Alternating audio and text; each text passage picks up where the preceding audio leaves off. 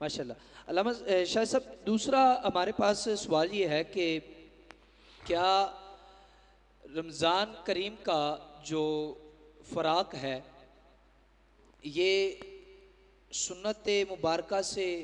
ملتا ہے یا اس کو منانا چاہیے؟ جیسے کہ ادھر چاند عید کا نظر آئے تو بعض جو ہیں وہ آنسو بہانا شروع، اس کے اوپر تھوڑا سا جو ہے نا غمگین ہونا، اس کے اوپر تھوڑی سی وضاحت فرمائیے۔ بہت اچھا سوال کیا جی آپ نے۔ رمضان المبارک اپنے ساتھ بے شمار سعادتیں، برکات، انوار و تجلیات لے کر آتا ہے۔ نوافل کو فرائض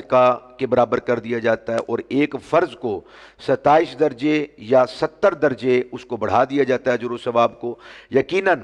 جو رمضان المبارک کی تجلیات ہیں، رمضان المبارک کی جو برکات ہیں، وہ انسان کے شمار کے اندر نہیں آ سکتی، وہ لاتعداد ہیں، بے حد و بے حساب ہیں۔ اور نبی پاک صلی اللہ علیہ وسلم بھی رمضان المبارک میں دیگر 11 مہینوں کے مقابلے میں زیادہ عبادات کا اہتمام فرمایا کرتے تھے، اور اصحاب رسول سے بھی اس بات کی تلقین فرمایا کرتے تھے۔ اب رہا یہ مسئلہ کہ ادھر شوال المکرم کا چاند نظر آتا ہے، اور وہ خوشی کا چاند ہوتا ہے، اور کریم آقا علیہ الصلوۃ والسلام نے ارشاد فرمایا کہ انسان کے لیے بہت بڑی جو خوشیاں ہیں ان میں سے ایک خوشی وہ عید الفطر ہے،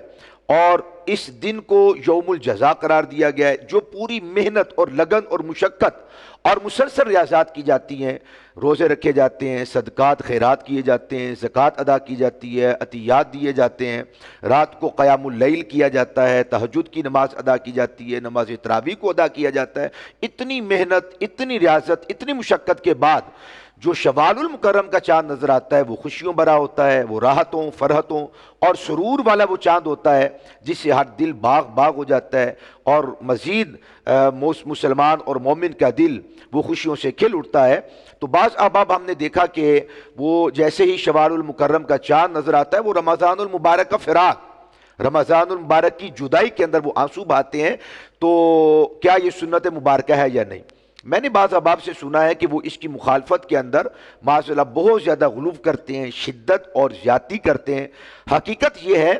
کہ رمضان المبارک جس طرح اپنے ساتھ برکات لے کر آتا ہے، مساجد کی رونق بڑھ جاتی ہے، اور عبادات کے اندر ذوق اور شوق وہ عروج پر ہوتا ہے، تلاوت قرآن مجید۔ میں نے یہ بھی دیکھا اور سنا بھی احباب سے کہ جنہوں نے پورا سال قرآن مجید کو ہاتھ نہیں لگایا ہوتا، وہ بھی ماشاءاللہ تلاوت قرآن کرتے ہیں۔ تو عبادات کا ذوق اور شوق ہوتا ہے۔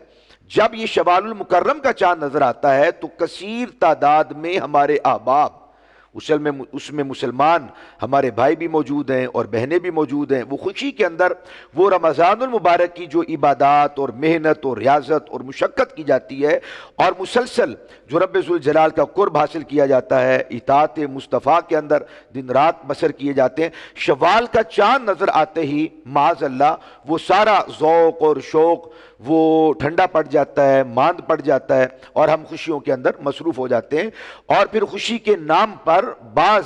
احباب الیاذ باللہ تعالی گناہوں کا بازار بھی گرم کر لیتے ہیں۔ تو ہمارے اسلاف اور ہمارے بزرگ، یہ سنت تو نہیں ہے، کریم آقا علیہ الصلوۃ والسلام سے یہ ثابت نہیں ہے، اصحاب رسول سے بھی ثابت نہیں ہے کہ انہوں نے آنسو بہائے ہوں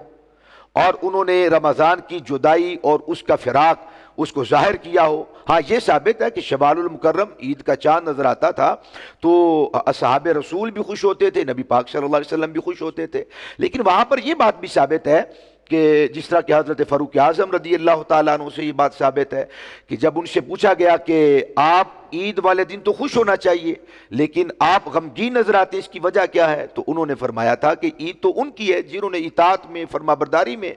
زندگی گزاری، رمضان گزرا، اور ان کے روزے، ان کی سحریاں، ان کے افطار، ان کی صدقات و خیرات اور ان کی عبادات اور قرآن مجید کی تلاوت وہ رب ذوالجلال کے دربار میں مقبول ہے اور اسے منظور کر لیا گیا۔ وہ لوگ تو بالکل حقدار ہیں کہ خوشی کا اظہار کریں۔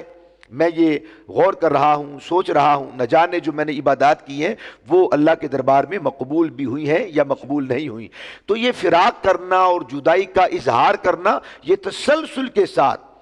तसलसल के साथ हमारे काबिरीन से, सूफिया से, उलमा से, औलिया से इसका सबूत मिलता है। इस बात पे गम ज़दा होना कि वो जो अपने साथ तजल्लियात और अनवार व बरक़ात लेकर माह मुक़द्दस आया था वो अब हमसे रुखसत हो गया, इस पर अगर कोई शख्स गमगीन होता है तो बिल्कुल ये वजह है, ये खुशी की जो रमज़ानुल मुबारक के बाद शव्वालुल मुकर्रम की सूरत में और ईद उल फितर की सूरत में जो हमें खुशी मुयस्सर आती है, ये माज़अल्लाह उसके खिलाफ नहीं है। अगर कोई रमज़ान की जुदाई के अंदर आंसू बहाता है तो ये बिल्कुल जायज़ है, बल्कि मुस्तासन है। इंसान को कुड़ना चाहिए और ये कोशिश करनी चाहिए कि ईद वाले दिन से वो मज़ीद अपने आप को पुख्ता करे, मुस्तहकम करे, मजबूत करे और कमर बस्ता हो जाए, जिस तरह रमज़ानुल मुबारक के अंदर वो सार अफ्तार, वो शब बेदारी, वो तरावी, क़यामुल लैल, वो तहज्जुद का ज़ौक़ और शौक़ था, ये ज़िंदगी का लाज़मी जुज़ बन जाना चाहिए और हिस्सा बन जाना चाहिए। अल्लाह पाक हमें भी ये तौफ़ीक़ अता फ़रमाए कि हम ईद वाले दिन भी नमाज़ों का अहतमाम करें,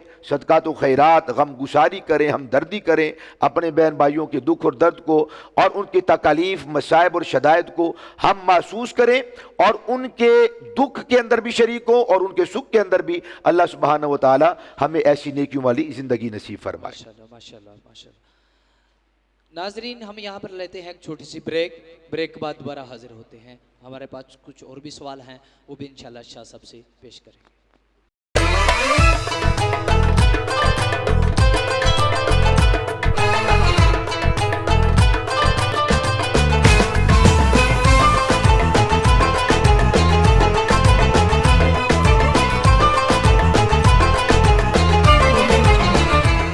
वेलकम बैक नाज़रीन, आपको माह रबी रमज़ान ट्रांसमिशन में खुशामदीद कहते हैं। हम बढ़ते हैं शाह साहब की जानिब। शाह साहब, ख़वातीन का नमाज तस्बीह पढ़ना जमात के साथ ये कैसा, इसके ऊपर थोड़ी सी रोशनी डालिए। बिस्मिल्लाहिर्रहमानिर्रहीम। नमाज तस्बीह जिसे सलातु तस्बीह भी कहा जाता है, ये नफल नमाज है और नफल नमाज के ज़रिए से इंसान मुसलमान हुजूर करीम अलैहिस्सलातु वस्सलाम का ग़ुलाम, बंदा मोमिन, रब्बे ज़ुल जलाल का क़ुर्ब हासिल करता है और रब्बे ज़ुल जलाल की रहमतों को हासिल करता है। बल्कि अहादीस तय्यबात में इस बात की तसरीह भी मौजूद है कि बंदा मोमिन को सबसे ज़्यादा अल्लाह सुब्हानहू व तआला का क़ुर्ब नवाफिल की अदायगी के साथ होता है। जबकि मुसलमान नफिल अदा करता है तो रब्बे ज़ुल जलाल अपना क़ुर्ब नसीब फरमाता है और अपनी रहमतों का हिसार नसीब फरमाता है। एक हदीस शरीफ का मफ़हूम यह है कि क़यामत वाले दिन जब आमाल को तोला जाएगा, अगर किसी के फ़राइज़ में कमी होगी, कोई कोताही, कोई तक़सीर रह जाएगी, तो नवाफिल की अदायगी की वजह से अल्लाह सुब्हानहू व तआला उस फ़र्ज़ की जो कमी रह गई थी उसे पूरा फरमा देगा। इसी तरह ज़कात देने के अंदर कोई कमी रह गई थी, जो सदक़ात करते हैं, नवाफिल नफली सदका करते हैं, अतियात करते हैं, खैरात करते हैं और दीगर जो मुख्तलिफ़ मौक़े पर वो करीम अलैहिस्सलातु वस्सलाम के ग़ुलामों को और इंसानियत की खिदमत करते हैं, खल्क़े खुदा के अंदर मसरूफ़ रहते हैं, तो ये फ़राइज़ की अदायगी के अंदर जो कमी, कोताही, कजी, कोई तक़सीर रह जाती है, इन नवाफिल के ज़रिए से उस कमी को पूरा कर दिया जाता है। अब रहा ये मसला कि सलातु तस्बीह की जमात ख़वातीन का कायम करना ये किस तरह और क्या ये दुरुस्त है या सही है या नहीं है। तो इस हवाले से याद रखिए कि बाज़ औक़ात, बल्कि अक्सर हमारे पाकिस्तान के अंदर ये एक रीत चल पड़ी है कि ख़वातीन जुमुआ वाले दिन रमज़ानुल मुबारक में बिलखुसूस मसाजिद का रुख करती हैं और वहाँ आके सलातु तस्बीह बाजमात कायम करती हैं। तो ये इस्लाम के अंदर बिल्कुल भी दुरुस्त तरीका नहीं है और ये जायज़ नहीं है। ख़वातीन का कोई सी भी नमाज